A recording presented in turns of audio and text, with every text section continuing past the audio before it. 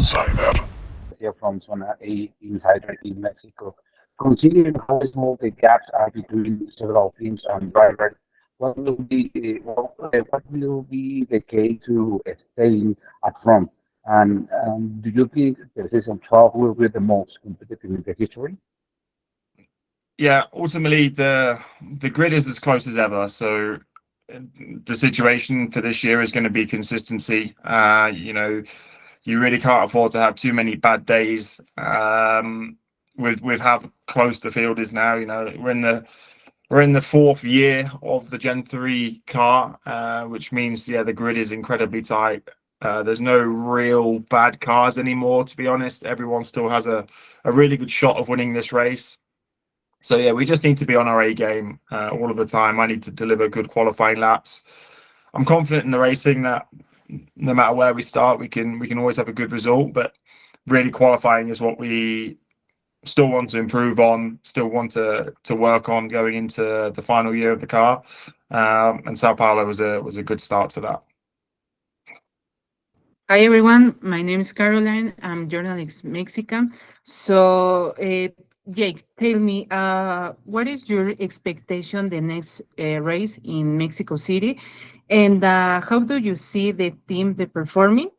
Is there a chance they can for the title on the championship? Thank you so much. Yeah. I mean, Mexico is always a great event. I think ultimately I've always had really good results there in the past. But just the event itself is always sold out. There's lots of fans. They're really interactive, and they create a really good atmosphere. So Mexico is a great place of mine. So excited to go back. And then ultimately, in terms of the team's position, I think we're in as a good position as we can be. I think ultimately it's going to be tough to beat everyone, but I'm feeling confident that we have as good a shot as anyone. We know how to win championships. I know how to win races, and I know that the team can deliver me a good car. So we just need to try and put the pieces all together and make it one final result. And there's no reason why we can't try and win this championship. I have to go into this year thinking I can win this championship for sure. There's no point aiming for second or third or fourth place when you've already won it. So I'm feeling confident the team are in the right position and the right mindset for that as well. So feeling good. Expectations in the world of motorsport are high with the new Gen 4. Do you think this is the most important step forward for the category? And do you believe some circuits are not longer ideal for this new era?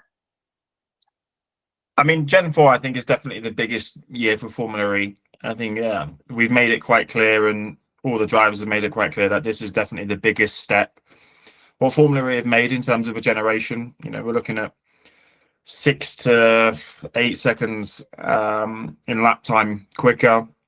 The car actually looks like a proper single-seater now. It's got a front wing, rear wing, lots of downforce, but a ton of power, over 815 horsepower.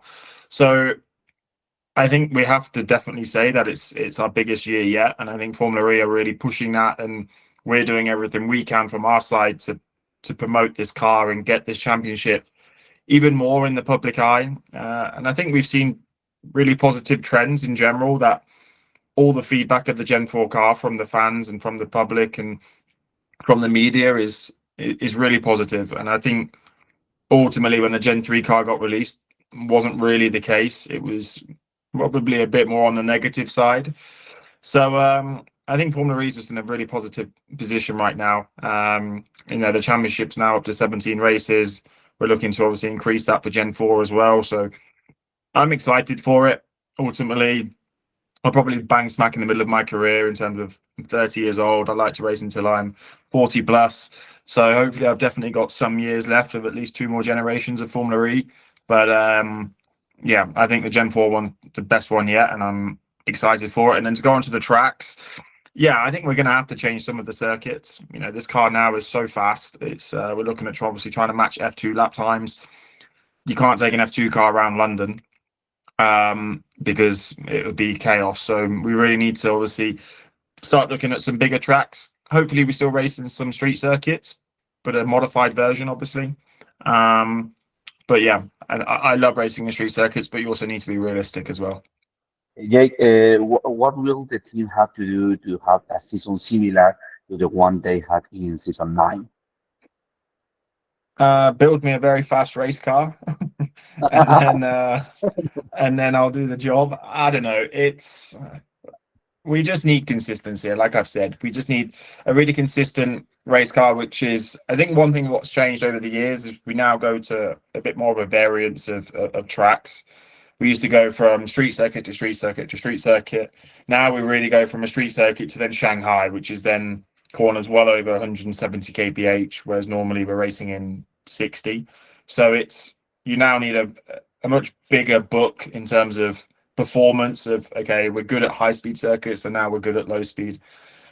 And generally we're quite good in low speed circuits like Sao Paulo. We're good, obviously, but we probably struggled a little bit in the likes of Shanghai circuits, which are a lot faster. So, and we think we've figured that out. We think we're on top of that now, but we won't know until we go there. So I'm confident I can at least go to that event with high confidence that we've fixed the issue, and there's no reason why I can't have a good result. And I think if we're good in high speed circuits, then there's no reason why we can't fight for the championship. Thank you, Jake.